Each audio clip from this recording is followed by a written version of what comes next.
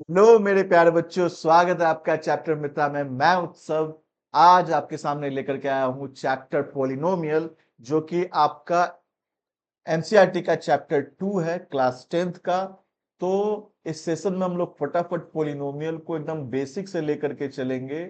कोई दिक्कत नहीं बच्चे, अगर आपने इससे पहले कभी भी सही से नहीं पढ़ा हो, मैं आज आपका पूरा बेसिक क्लियर करने वाला हूं। इस वीडियो में सारा बेसिक हम लोग इसमें लेकर के चलेंगे। बेसिक के साथ जीरो टू हीरो हम लोग बनेंगे यहाँ पर। अगर आपको कुछ भी नहीं आता हो तो कोई बात नहीं, इसमें आपका रिवीजन आपका पूरा हो जाएगा। साथ ही साथ आपका जो क्लास 10th का जो नया सब्जेक्ट मैटर है उसे भी हम लोग इस वीडियो में कवर करेंगे। इस वीडियो में आपका एक्सप्लेनेशन में पहले आपका जो आपका 2.1 एक्सरसाइज है उससे रिलेटेड जो थ्योरी है उसे मैं पहले इसमें कवर करवाऊंगा। उसके बाद एक्सरसाइज का भी सारा सॉल्यूशन बताऊंगा 2.1 का। नेक्स्ट वीडियो में हम लोग 2.2 का इसका एक्सरसाइज का एक्सप्लेनेशन देखेंगे एनसीईआरटी का। ठीक है, तो अभी फिलहाल इस वीडियो में हम लोग सबसे पहले पढ़ेंगे बच्चों पोलिनोमियल के बारे में। तो क्या होता है बच्चों polynomial? What is polynomial? What is polynomial? तो पोलिनोमियल्स आर अलजेब्रिक एक्सप्रेशन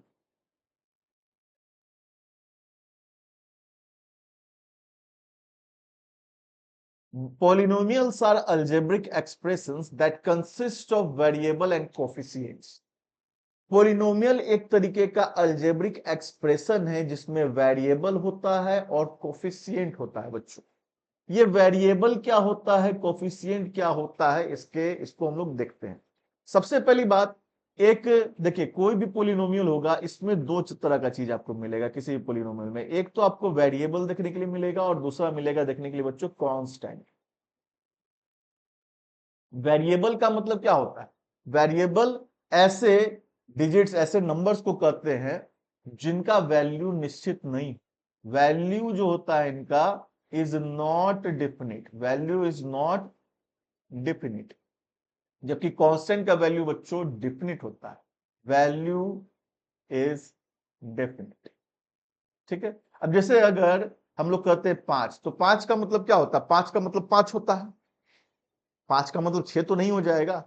5 का मतलब 1/5 तो नहीं हो जाएगा। 5 का मतलब 0 तो नहीं हो जाएगा। तो 5 का मतलब बच्चों क्या हुआ? 5। ठीक है, 5 का जो वैल्यू है वो फिक्स है, पाई का वैल्यू फिक्स। या कोई भी, अगर आपको पॉइंट में अगर कोई नंबर 2.5 या अगर 2/5, ये सब का वैल्यू क्या है? फिक्स है। इसको हम लोग बच्चों कांस्टेंट कहते हैं। ठीक है, वेरिएबल क्या होता है? वेरिएबल ऐसे नंबर्स को कहते हैं जिनका वैल्यू निश्चित नहीं है। आपने बच्चे में क्लास 6 से पढ़ना चालू किया होगा लीनियर इक्वेशन। लीनियर इक्वेशन में आपने देखा होगा एक्स वाई का वैल्यू जो है वो अलग अलग आ जाता है अलग अलग इक्वेशन में। कहीं पर एक्स का वैल्यू 5 है, कहीं पर एक्स का वैल्यू -5 है, कहीं पर एक्स का वैल्यू 10 है, कहीं पर एक्स का वैल्यू 1/10 है। तो इसका वैल्यू निश्चित नहीं रहता। तो एक्स को हम लोग मानते हैं, लेट एक्स, एक्स को हम लोग किसी भी लीनियर इक्वेशन में मान लेते हैं कि let the value be X. इसका एक्स का जो वैल्यू है वो निश्चित नहीं रहता, कभी भी कुछ भी आ सकता है। तो ऐसा नंबर जिसका वैल्यू निश्चित नहीं हो उसे हम लोग कहते हैं variable. X Y Z A B C कुछ भी। ठीक है, ये सब क्या हो जाएगा बच्चों? ये सब हो जाएगा वेरिएबल। और कांस्टेंट क्या हो जाएगा? ये हो जाएगा कांस्टेंट। ठीक है बच्चों, चलिए अब आगे चलते हैं। अब देखिए पहले कोफिशिएंट हम लोग देख लेते हैं बच्चों। कोफिशिएंट क्या होता है? सपोज करिए कि एक्स के जगह आपने लिखा 5x। ठीक है, तो एक्स के लिए जो कोफिशिएंट है बच्चों वो हो गया 5। और अगर 5xy है और इसमें x के लिए कोफिशिएंट पूछा जाए तो हो जाएगा 5y। आ रही बात समझ में?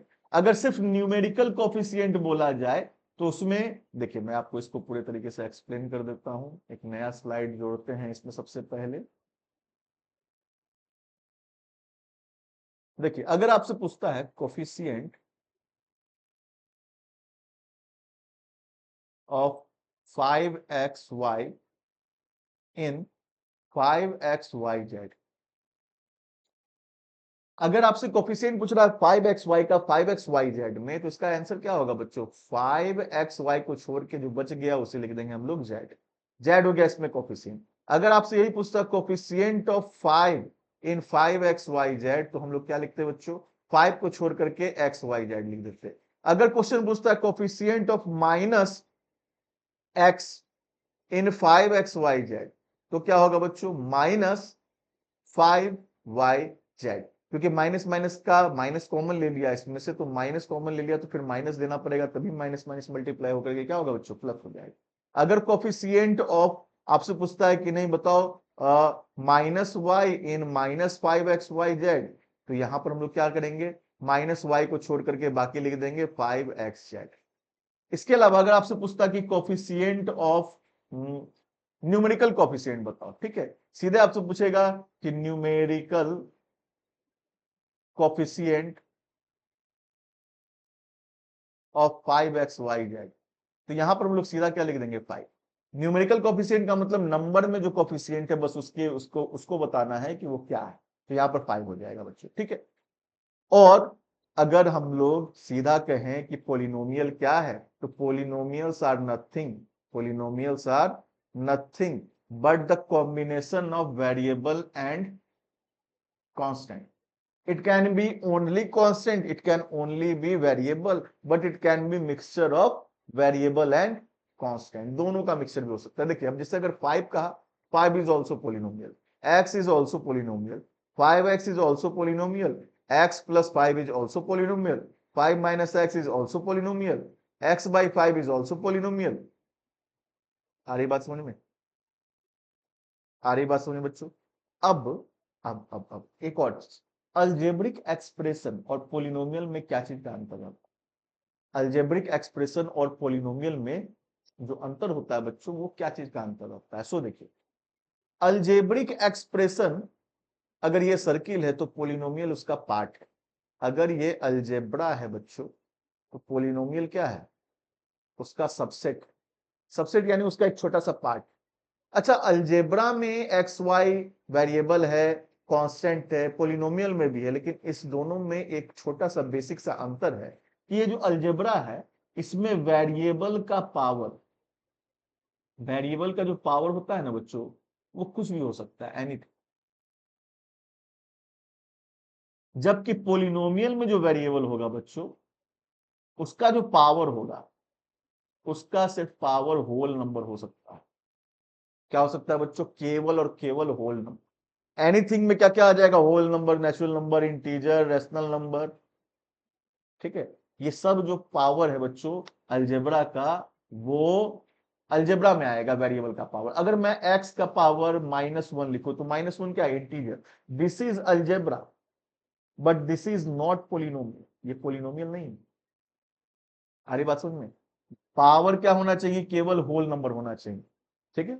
इस तरीके का क्वेश्चन आपको देगा भी, पूछेगा कि बताओ इनमें से कौन पोलिनोमियल है, ठीक है। अब क्वेश्चन में दे दिया आपका पहला x⁻5/2, दूसरा दे दिया x+y⁻−1, तीसरा दे दिया x⁻2 + y⁻3। अब बताइए इसमें से आपका कौन पॉलिनोमियल है। चूंकि ये 5/2 क्या है, ये 5/2 एक होल नंबर नहीं है, ये एक रैशनल नंबर है, तो ये आपका पॉलिनोमियल नहीं होगा। इसमें भी पावर क्या दे दिया, -1, ये भी आपका पॉलिनोमियल नहीं होगा। यहां देखिए ये दोनों होल नंबर है, इसलिए क्या हो जाएगा, पॉलिनोमियल हो जाएगा बच्चों। क्लियर।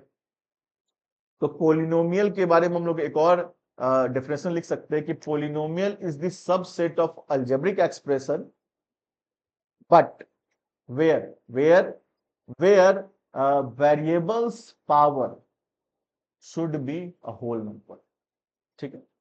चलिए एक डेफिनेशन इसका लिख करके मैं आपको दिखाता हूं। पोलिनोमियल इज अ काइंड या subset of algebra where variables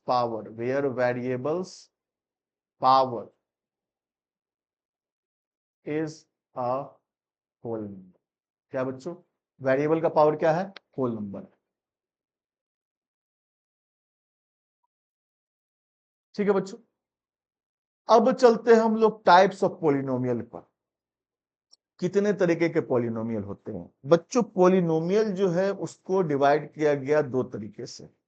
एक तो नंबर ऑफ टर्म्स के अनुसार और एक है डिग्री के अनुसार। ठीक है, अब ये डिग्री क्या होता है वो मैं बताता हूं आपको। सबसे पहले देखिए, सबसे पहले हम लोग टर्म्स के बारे में बात करते हैं। दो तरीके से हम लोग टाइप्स डिवाइड किए पॉलिनोमियल का, अकॉर्डिंग टू टर्म्स, और दूसरा क्या है, अकॉर्डिंग टू डिग्री। डिग्री जो होता है बच्चों वो हाईएस्ट पावर होता है, हाईएस्ट पावर ऑफ वेरिएबल होता है, हाईएस्ट पावर ऑफ वेरिएबल होता है किसी भी पॉलिनोमियल में। और टर्म के अकॉर्डिंग अगर हम लोग बात करें तो चलिए देखते हैं। मान के चलिए कि आपके पास एक टर्म है, एक टर्म, अकॉर्डिंग टू टर्म्स।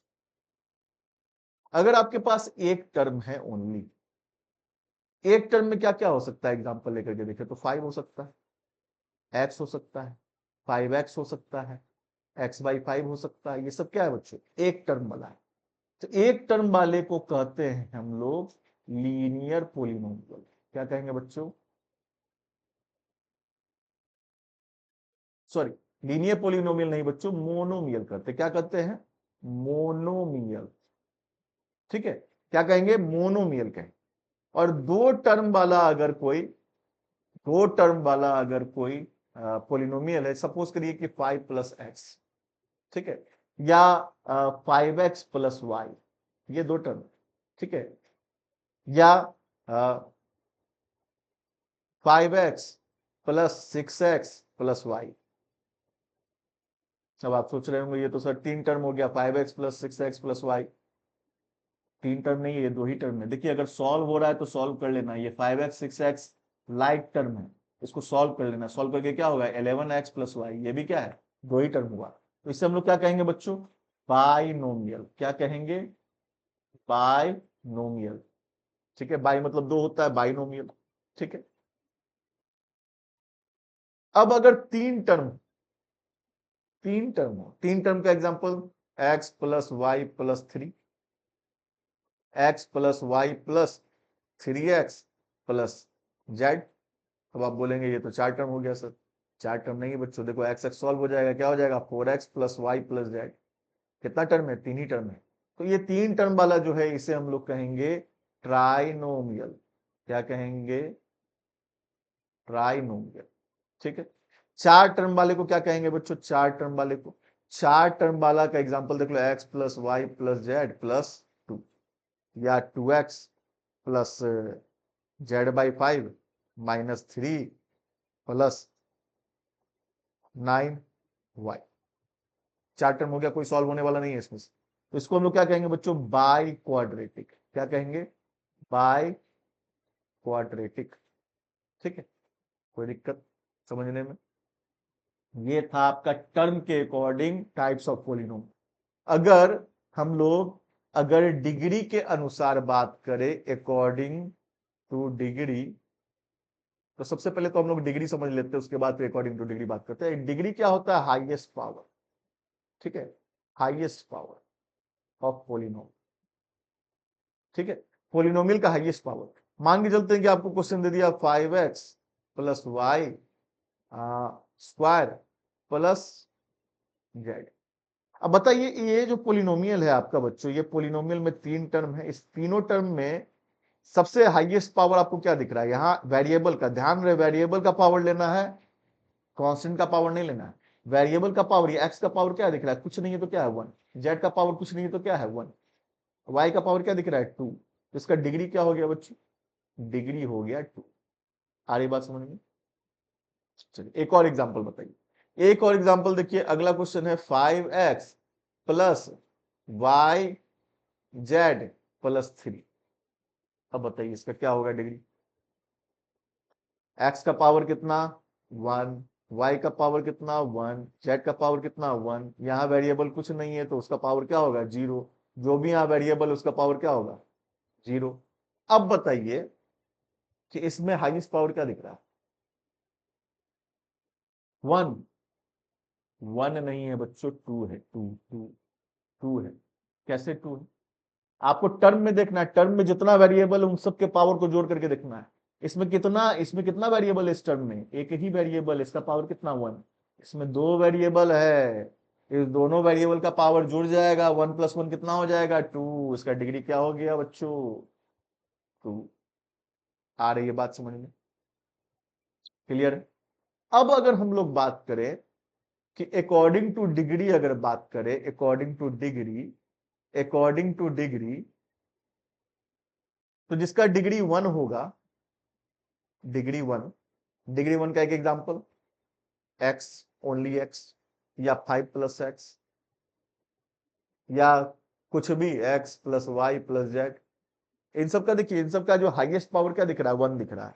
तो ये डिग्री 1 वाले को कहते हैं बच्चों लीनियर पोलिनोमियल। क्या कहेंगे, लीनियर पोलिनोमियल, ठीक है। इसी तरीके से अगर डिग्री 2 रहे, डिग्री 2 का एग्जांपल में x² + y, या 2x² + yz। देखिए इसमें डिग्री कितना दिख रहा है आपको 2 दिख रहा है। तो ये जो हो गया बच्चों, ये हो गया क्या, इसे हम लोग कहेंगे क्या, इसे हम लोग कहेंगे क्वाड्रेटिक पोलिनोमियल,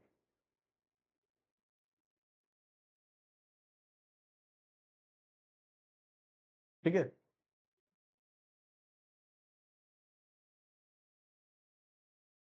पीछे जो बच्चों ये जो 4 टर्म वाला था, इसे बाय क्वाड्रेटिक इसे नहीं कहेंगे, इसे हम लोग क्या कहेंगे, ट्राई के बाद टेट्रा होता है, क्या कर देंगे, टेट्रानोमियल। बाई क्वाड्रेटिक जो है वो पावर 4 वाले के लिए आएगा, यहां नहीं आएगा, यहां क्या लिखेंगे, टेट्रा पोलिनोमियल, ना कि ट्राइनोमियल। अब इससे ज्यादा जो भी डिग्री, इससे ज्यादा जो भी रहेगा उसको हम लोग सीधा पोलिनोमियल कर देंगे, ठीक है।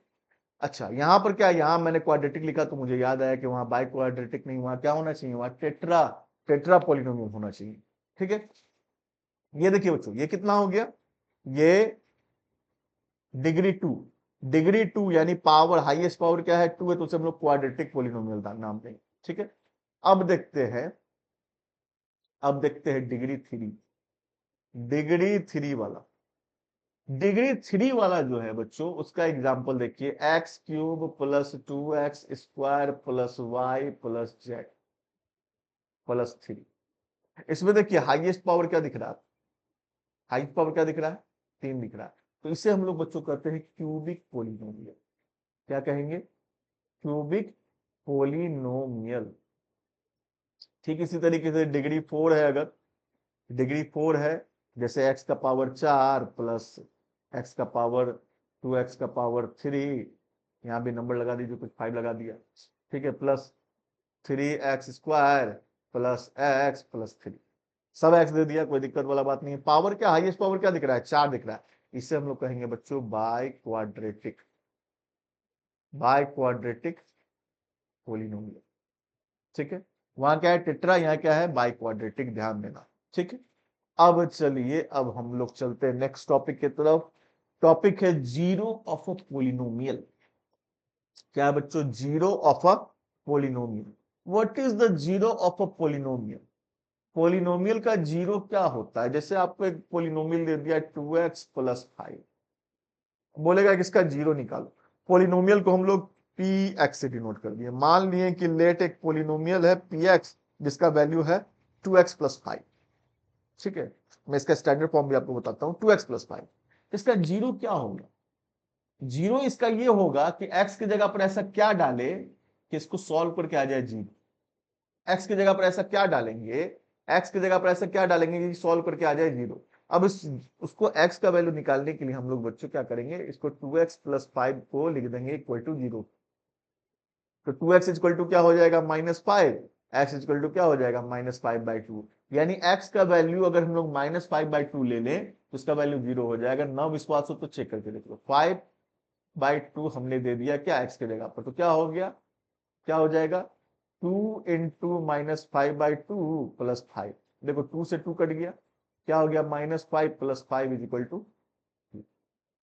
This is called the zero of a polynomial. ये मैंने आपको लीनियर का बताया, ठीक इसी तरीके से क्वाड्रेटिक का भी होता है, ठीक इसी तरीके से क्यूबिक का भी होता है, ठीक है। तो वो मैं आगे आपको कुछ एग्जाम्पल से बताऊंगा, तो उसमें आपको समझ में आ जाएगा। जीरो ऑफ अ पॉलिनोमियल का मतलब ये है, सीधा बात समझिए, कि x की जगह पर ऐसा क्या डाले कि आपका वैल्यू क्या आ जाए, जीरो आ जाए। ठीक है, तो हम लोग को इसको करना क्या है, हम लोग को इसको हिट एंड ट्रायल मेथड से हम लोग इसको बना सकते हैं। यहाँ बारी बारी कुछ वैल्यू देकर के देखेंगे, जिसमें जीरो आ गया वो हो गया जीरो। और फुल फ्लेज सॉल्व करने का भी तरीका है जो मैं आगे बताता हूं आप। ठीक है, सबसे पहले हम लोग लीनियर पोलिनोमियल के बारे में अच्छे से देखते हैं। आपने क्लास 9th में पढ़ा था बच्चों कि जीरो कैसे निकाला जाता है लीनियर पोलिनोमियल का। ठीक है, अगर मान के चलते हैं कि के एक जीरो है, के एक जीरो है पी एक्स का, ठीक है, 2x प्लस 5 का, तो पी के बराबर जीरो लेना है, इससे के का वैल्यू हमारा आ जाएगा। ठीक है, आ रही बात समझ में? इन जनरल इफ के इज जीरो, अच्छा देखिए, अगर मान के चलिए कि स्टैंडर्ड फॉर्म में हम लोग ए एक्स प्लस, पीछे हमने क्या लिया था, 2x प्लस 5 लिया था ना, 2x प्लस 5 बराबर जीरो लिया था, तो x का वैल्यू क्या आया था, x का वैल्यू आया था -5/2। तो देखा जाए अगर हम लोग स्टैंडर्ड फॉर्म में लिखें इसको, ए एक्स प्लस बी, यहाँ क्या था बच्चों, यहाँ था 2 और यहाँ क्या था 5 था ना, प्लस था प्लस था। तो जीरो बराबर जीरो जो हम लोग निकाले, वो जीरो कैसे निकला, जीरो जो निकला हमारा, जो जीरो है वो क्या है, जीरो जो हमारा निकला वो क्या है, इसमें रिलेशन क्या बन रहा है, देखिए 5 को क्या लगा दिया, माइनस लगा दिया, यानी -b लिख देंगे, -b, और बाई 2 है, 2a, देखिए 2 है, तो 2 की जगह पर क्या लिख देंगे, a लिख देंगे, यहाँ क्या लिख दिया a। तो हमारा जीरो क्या हो गया, -b/a, -b/a। ax plus B में a जो है x का कोफिशियंट है और b कांस्टेंट टर्म है ना, तो इसे हम लोग लिख सकते हैं, इसे हम लोग क्या लिख सकते हैं, इसे हम लोग लिख सकते हैं ये constant term minus constant term by coefficient of x. नहीं समझ में आया, फिर से समझ, ax प्लस बी के रूप में हमारा एक लीनियर, सॉरी, एक लीनियर पोलिनोमियल है, क्योंकि इसका डिग्री कितना है, 1 है। डिग्री कितना है बच्चों, 1, इसका डिग्री 1 है। ये हमारा है लीनियर पोलिनोमियल, लीनियर पोलिनोमियल। तो अगर लीनियर पोलिनोमियल है तो इसी रूप में रहेगा, ax प्लस बी के रूप में रहेगा। इसका जो हम लोग वैल्यू निकालेंगे, कैसे निकालेंगे, इसका हम लोग वैल्यू निकालेंगे, जीरो जो होगा हमारा वो जीरो क्या हो जाएगा, -b/a हो जाएगा। आप कोई भी वैल्यू ले लो, जैसे अगर मैं लेता हूं 3x प्लस 6, मैं x का वैल्यू ऐसा क्या डाले, देख करके पता चल रहा है क्या होना चाहिए, 2 होना चाहिए, 3, सॉरी -2 होना चाहिए, 3 इंटू -2 क्या हो जाएगा, -6 प्लस 6, -6 प्लस 6 कितना होगा, जीरो। पता चल रहा है कि -2 होना चाहिए। अब देखिए मैं चेक करके दिखाता हूँ, जीरो बराबर क्या हो जाएगा, -b/a, यहाँ पर b कौन है, 6 है, और a कौन है, 3 है, तो -6/3, 3 से इसको काट दिया, 2 बार में क्या आ गया आंसर, -2। That's all. ऐसे नहीं बनाना है तो ऐसे बनाइए, 3x प्लस 6 बराबर जीरो, 3x बराबर -6, x बराबर -6/3, काट के आ गया, तो x का वैल्यू कितना आ गया, क्लियर। चलिए, ये था आपका लीनियर। ऐसे हम लोग बारी बारी सबका देखेंगे, लीनियर का भी देखेंगे, क्वाड्रेटिक का भी देखेंगे, और क्यूबिक का भी देखेंगे।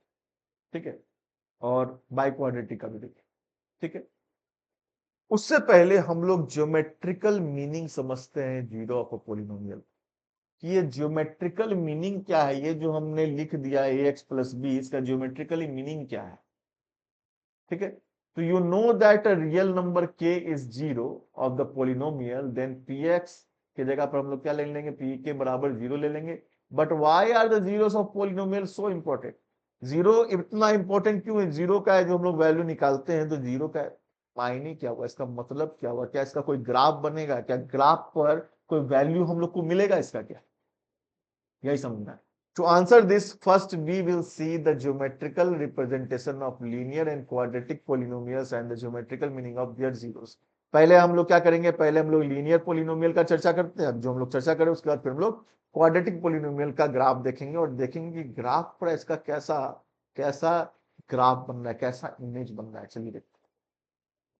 अब बच्चों आपको पता है कि ax प्लस बी जो है, ax प्लस बी एक लीनियर, एक सीधा लाइन का एक फॉर्मूला होता है, इसे हम लोग लाइन लाइन इक्वेशन भी करते हैं। ठीक है, तो आपने क्लास 9th में पढ़ा था कि y is equal to ax plus B एक स्ट्रेट लाइन होता है।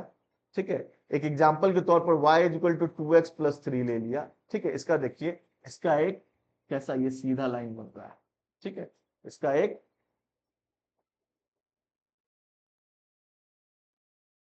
यहाँ पर मैं रेड सेलेक्ट कर, देखिए इसका एक सीधा लाइन बन रहा है, सीधा लाइन बनते हुए दिख रहा है, दिख रहा है सीधा लाइन। तो इसमें हम लोग करते क्या थे, मैं आपको फिर से एक बार रिवाइज करवाता हूँ। करना कुछ नहीं है, y इज इक्वल टू क्या है, 2x प्लस 3 है। x के जगह पर अपने मन से कोई भी वैल्यू लेना है, अपने मन से कोई भी वैल्यू ले लो। अगर अपने मन से हमने क्या ले लिया, 1 ले लिया, ठीक है। 1 नहीं लेकर के देखिए यहाँ पर जो आपको दिया गया है वही मैं आपको फिर से बताता हूँ। मैंने क्या ले लिया, x की जगह पर -2, अगर x की जगह पर -2 लिया तो 2 इंटू -2 क्या होगा, -4 प्लस 3। सॉल्व करके क्या आएगा, -1, देखिए यहाँ -1 लिखा हुआ है। ठीक इसी तरीके से अगर हम लोग x के जगह पर 2 ले लेते तो y इज इक्वल टू क्या हो जाता है, 2 इंटू 2 प्लस 3, यानी क्या हो जाता है 4 प्लस 3 यानी 7 या 7। अब हमारे पास कोऑर्डिनेट के लिए 2 पॉइंट बन गया, पहले हम लोग x का वैल्यू लिखते हैं फिर y का वैल्यू लिखते हैं। तो -2 -1 हो गया पहला वैल्यू, दूसरा क्या हो गया 2 और 7, ठीक है। तो ये -2 -1 को हम लोग पुट कर दे, देखो कोई भी लाइन को बनाने के लिए मिनिमम 2 पॉइंट चाहिए। कोई भी एक सीधा लाइन बनाना है तो किधर से स्टार्ट करना है किधर को जाना है, इसके लिए अपने पास 2 पॉइंट मिनिमम होना चाहिए। एक पॉइंट से इनफाइनाइट नंबर ऑफ लाइंस खींचा जा सकता है, 2 पॉइंट से केवल एक लाइन खींचा जा सकता है। तो 2 पॉइंट मिनिमम चाहिए आपको एक लाइन खींचने के लिए, तो 2 पॉइंट यहां पर निकाल लिया, -2 -1 और दूसरा क्या है 2 और 7। तो -2 -1 किधर दिख रहा है बच्चों, -2 is here and -1 is here. This is the point -2 and -1, ठीक है। ये -2 -1 है और दूसरा पॉइंट क्या है 2 7, 2 इधर x का और 7 का यहाँ, ये देखिए ये हो गया आपका 2 7, ठीक। इस दोनों पॉइंट को मार्क करने के बाद स्केल रख करके एक लाइन खींच दिया, ये हो गया आपका इस लाइन इक्वेशन का लाइन, ये आपका ग्राफ बन करके रेडी होगी। अब यहां पर आप क्या देखते हैं, यहां पर आप लोग क्या देखते हैं, अगर आप 2x प्लस 3 का वैल्यू निकालते, अगर आप 2x प्लस 3 का वैल्यू निकालते, एक नया स्लाइड ले लेते हैं इससे पहले। अगर आप लोग 2x प्लस 3 का वैल्यू निकालते, जीरो निकालते तो क्या आता, अपने को आता है 2x is equal to -3, x is equal to आता है -3/2। क्या -3/2 इस ग्राफ पर कहीं शो हो रहा है क्या? ये लाइन जो है, ये लाइन दो एक्सिस को काट रहा है, एक्स एक्सिस को भी काट रहा है और वाई एक्सिस को भी काट रहा है। वाई एक्सिस को कहां पर टच कर रहा है वो देखिए, और एक्स एक्सिस को कहां पर टच कर रहा है वो देखिए, ठीक है। देखिए कहां पर टच कर रहा है,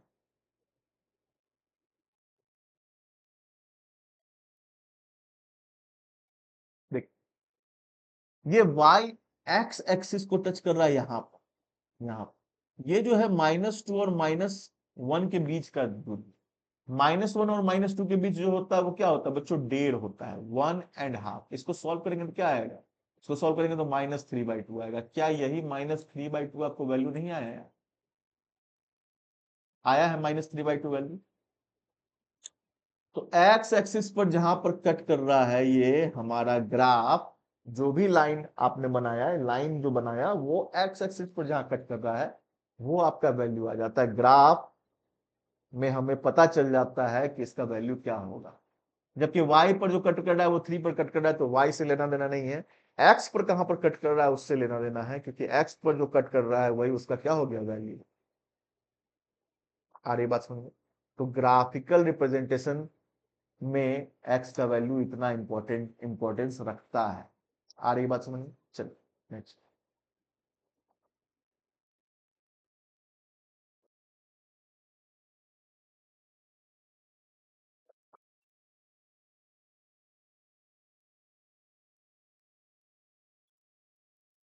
in general for a linear polynomial in general for a linear polynomial ax plus b a is not equal to, जहां पर a 0 नहीं होना चाहिए, the graph of a is a straight line which intersects x axis at exactly one point।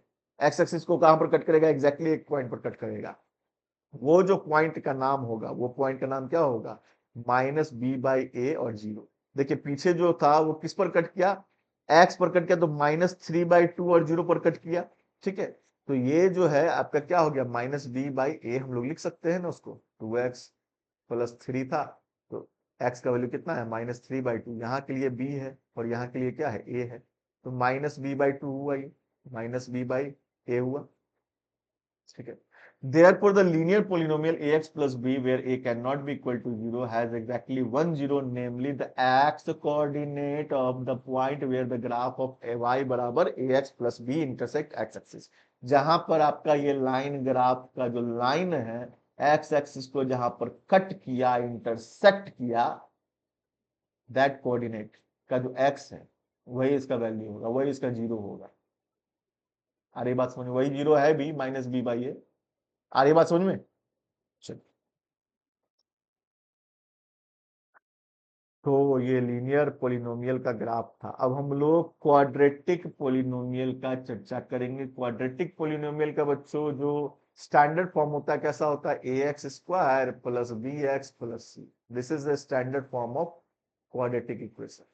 अब standard form पर सीधा हम लोग समझाने चले तो समझ में तो नहीं आएगा बच्चों, ठीक है। तो हम लोग क्या करते हैं, इसका एक एग्जांपल ले लेते हैं। मान लेते हैं y = क्या है, x² - 3x - 4, ठीक है।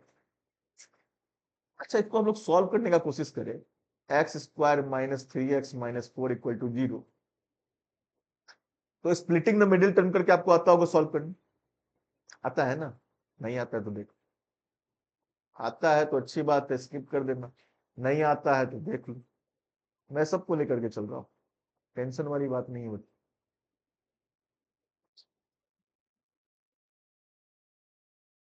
क्या था पीछे क्वेश्चन, ए x² - 3x, x² - 3x -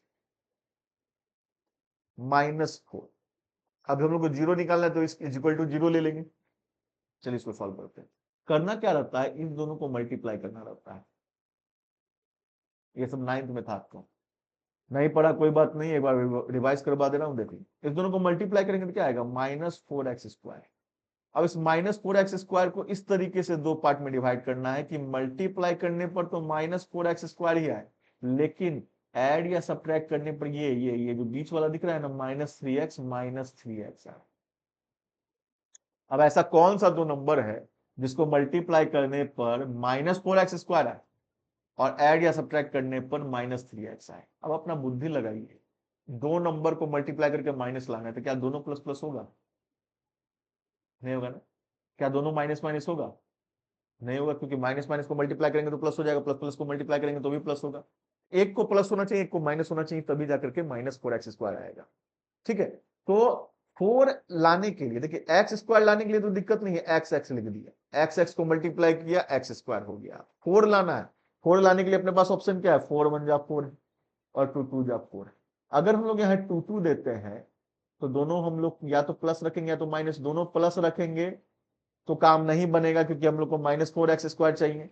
दोनों माइनस रखेंगे तो भी काम नहीं बनेगा। एक को प्लस एक को माइनस रखेंगे तो काम बन सकता है, ठीक है। एक को प्लस और एक को माइनस रखेंगे तो काम बन सकता है। एक को प्लस रखा, एक को माइनस रखा, लेकिन मल्टीप्लाई करने पर तो -4x² आ जाएगा, लेकिन क्या 2x की सहायता से -3x ला सकते हैं क्या?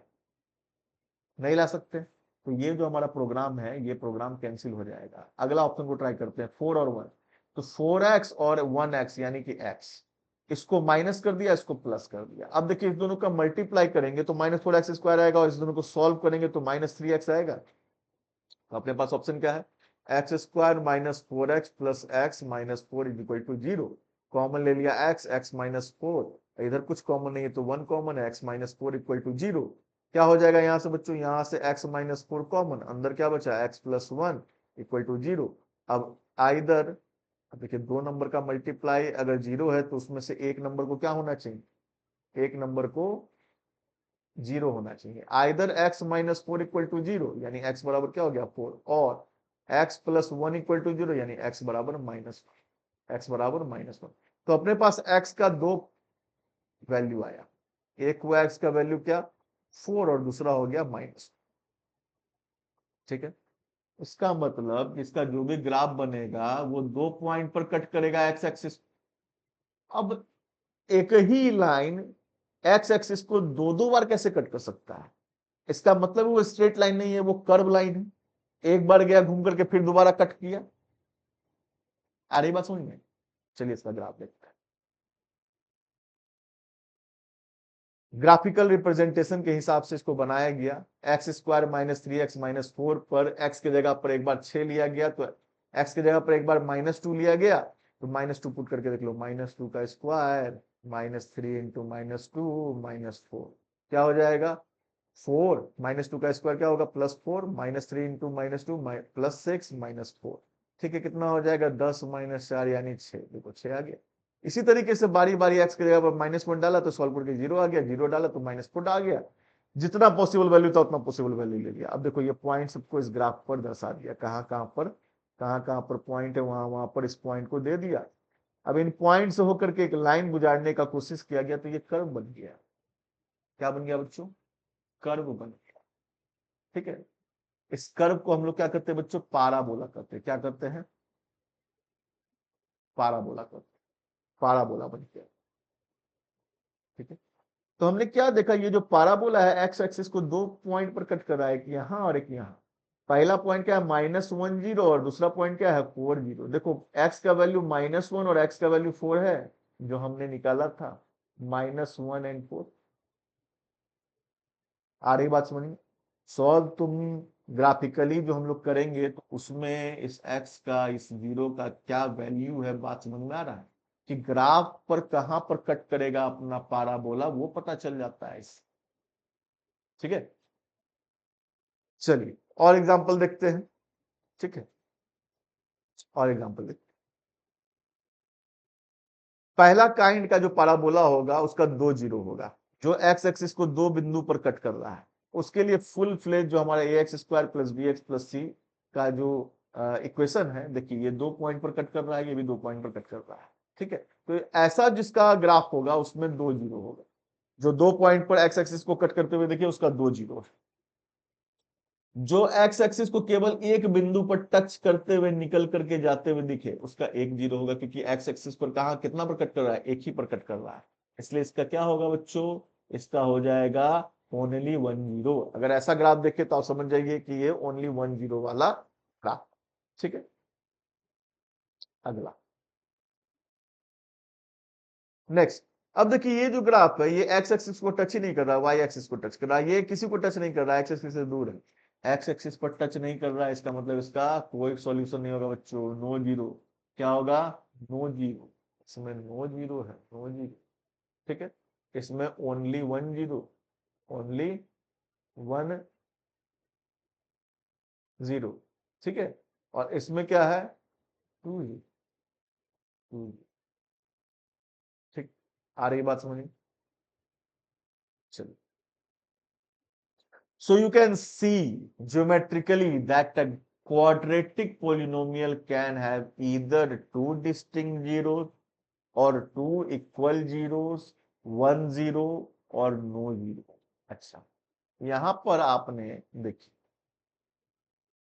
यहां यहां पर क्या करा, here the graph cuts x axis exactly 1 point at two coincident points, so the 2 points a and a dash of interest coincide here to become 1 point।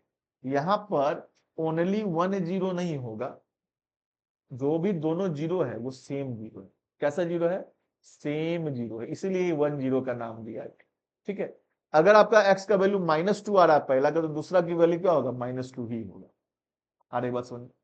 तो हमने क्या देखा बच्चों, हमने देखा कि क्वाड्रेटिक पोलिनोमियल का दो डिस्टिंक्ट जीरो यानी दो अलग अलग जीरो हो सकता है, या दो इक्वल जीरो हो सकता है, जिसको हम लोग 1 0 भी कर सकते हैं, या तो जीरो होगा ही नहीं, अगर एक्स एक्सिस को कट करेगा ही नहीं तो जीरो होगा ही, ठीक है, जीरो होगा ही, ठीक। Now what do you expect the geometrical meaning of zeros of a cubic polynomial to be. तो अपना बुद्धि लगा लीजिए, लीनियर इक्वेशन था, एक्स का पावर हाईएस्ट पावर 1 था, डिग्री 1 था, तो एक जीरो था मैक्सिमम। क्वाड्रेटिक पोलिनोमियल हो गया, डिग्री हो गया 2, तो मैक्सिमम जीरो कितना होगा 2, 2 से कम भी हो सकता है लेकिन 2 मैक्सिमम। अब क्यूबिक पोलिनोमियल है तो डिग्री कितना हो गया 3, तो मैक्सिमम एक्स का वैल्यू कितना होगा 3। इसका मतलब इसका जो ग्राफ बनेगा वो एक्स एक्सिस को 3 पॉइंट पर कट करेगा, मैक्सिमम 3 पॉइंट पर कट करेगा, ठीक है। अब ये ग्राफ आप देखिए, अगला जो है y is equal to x cube, देखिए पावर क्या है, हाईएस्ट पावर क्या है, पावर 3। तो ये क्यूबिक पोलिनोमियल को सेटिस्फाई कर रहा है, क्यूबिक पोलिनोमियल हो गया एक्स क्यूब माइनस 4x। अब हमने अलग अलग वैल्यू पुट करके देखा, x की जगह पर -2 पुट किया तो y का वैल्यू आ गया 0, -1 पुट किया तो 3, इसी तरीके से सो ऑन। इन सारे वैल्यूज को पुट करके एक लाइन खींचा गया, तो आप साफ साफ देख पा रहे हैं कि ये x एक्सिस को एक यहां, एक यहां और एक यहां तक कर रहा है। 3 पॉइंट पर ये कट कर रहा है मिनिमम। ठीक है बच्चों, तो ये 3 पॉइंट पर कट करते हुए दिख रहा है क्यूबिक पोलिनोमियल। अगला देखिए, अगर सीधा दे y बराबर एक्स क्यूब, तो y बराबर जो एक्स क्यूब दिख रहा है, ये कितना पॉइंट पर कट करते हुए दिख रहा है, एग्जैक्टली 1 पॉइंट। यानी इसका जो भी वैल्यू होगा वो एक ही होगा, एक जीरो होगा। ठीक है, यहां देखिए, यहां पर देखिए x cube minus x square, यहां क्या दिख रहा है, यहां 2 पॉइंट पर कट करते हुए दिख रहा है, एक यहां एक यहां। उसका जीरो कितना होगा बच्चों, 2 जीरो होगा। ठीक है, तो हम लोग को क्या दिखा, note that zero is the only zero of the polynomial x cube. पिछला ये जो वाला आपको दिख रहा था, इसका एक ही जीरो है, वो है जीरो। ये ओरिजिन से होते हुए जा रहा है, तो जीरो जीरो इसका वैल्यू हुआ, तो एक्स का वैल्यू कितना हुआ इसमें, जीरो। ठीक है, आगे ऑल्सो फ्रॉम फिगर 2.7 जो हमने पीछे देखा, you can see that zero is the x coordinate of the only point where the graph y is equal to x cube intersect. Similarly since x cube minus x square is equal to, ये जो है आपका x cube minus x square में अगर हम लोग देखें बच्चों, तो एक्स स्क्वायर कॉमन है, अंदर क्या बचा, एक्स माइनस 1। ठीक है, तो अगर हम लोग इसको सॉल्व करने का कोशिश करें, तो एक्स स्क्वायर या तो एक्स स्क्वायर बराबर जीरो होगा, या तो एक्स माइनस 1 बराबर जीरो होगा। यहां से एक्स का वैल्यू आ जाएगा जीरो, और यहां से क्या आएगा, एक्स का वैल्यू 1। तो दो अपने पास जीरो, एक जीरो एक 1। ठीक है, वही बात कर रहा है, intersects the x x sorry, similarly since this 0 and 1 are the only zeros of the polynomial x cube minus x square, these values are x coordinates of the only points where the graph this intersects. From the examples above we see that there are at most 3 zeros of cubic polynomial. In other words, any polynomial of degree 3 can have most 3 zeros. ज्यादा ज्यादा कितना होगा, 3 zero, कम भी हो सकता है। जितना degree रहेगा मैक्सिमम x का वैल्यू, मैक्सिमम जो अपना पोलिनोमियल दिया गया उसका वैल्यू आएगा, उतना जीरो रहेगा। ठीक है, अगर जीरो को रूट भी करते हैं, ये बात याद रखिएगा, जीरो को क्या करते हैं, रूट भी करते हैं। ठीक है, कहीं कहीं पर रूट दे देता है आपको क्वेश्चन, आप कंफ्यूज हो जाते हैं कि ये रूट क्या पूछ दिया, रूट मतलब नहीं। In general, given a polynomial px of degree n, the graph of y px intersects x-axis at most n point. जितना डिग्री रहेगा, जितना डिग्री रहेगा उतना ही डिग्री n, जितना डिग्री रहेगा उसका उतना ज्यादा, उतना मैक्सिमम उसका आंसर हो सकता है। Therefore, a polynomial px of degree n has at most n zeros. कितना नंबर ऑफ जीरोस होगा, n जीरो होगा। ठीक, चलिए अब एक एग्जांपल देखते हैं, एग्जांपल 1 जो आपका एनसीईआरटी में दिया है। इन सारे ग्राफ को आपको देखना है, ठीक है, और बताना है कि इसमें नंबर ऑफ जीरोस कितना है। जितना एक्स एक्सिस पर कट कर रहा है उतना नंबर ऑफ जीरोस, सिंपल सी बात। यहां देखिए एक्स एक्सिस को कितना पॉइंट पर कट कर रहा है, एक पर, तो इसमें कितना जीरो है, 1 जीरो है। ठीक है, यहां देखिए 2 पॉइंट पर कट करते हुए दिख रहा है, तो इसमें कितना है, 2 जीरो है। ठीक इसी तरीके से यहां देखिए 1 पॉइंट, 2 पॉइंट और 3 पॉइंट पर कट करते हुए दिख रहा है, तो इसमें कितना जीरो है, 3 जीरो है। यहां देखिए, यहां एक्स एक्सिस को केवल और केवल 1 पॉइंट पर कट करते हुए दिख रहा है, तो 1 जीरो है। यहां 1 पॉइंट पर टच करते हुए निकल कर जाते हुए दिख रहा है, तो 1 जीरो है। यहां देखिए 1 2 3 4 पॉइंट पर कट करते हुए दिख रहा है, तो इसका 4 जीरो है। Simple as it is. ठीक इसी तरीके से आपका एनसीईआरटी में पहला एक्सरसाइज जो है इससे रिलेटेड 2.1 वो दिया गया, इसमें भी वही पूछ रहा है कि आपको बताना है कि नंबर ऑफ जीरोस कितना है। तो यहाँ साफ साफ देखिए, पहला नंबर जो है, पहला नंबर में आपको मैक्सिमम कितना जीरो दिख रहा है, एक्स एक्सिस को कितना में कट कर रहा है, एक में भी कट नहीं कर रहा, तो क्या होगा, जीरो जीरो, एक भी जीरो नहीं, नो जीरो लिख सकते, जीरो जीरो क्या लिख,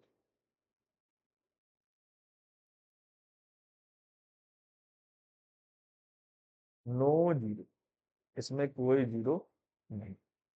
दूसरा वाला का बात करें तो देखो एक्स एक्सिस को कट कर रहा है एग्जैक्टली 1 पॉइंट पर, तो 1 0।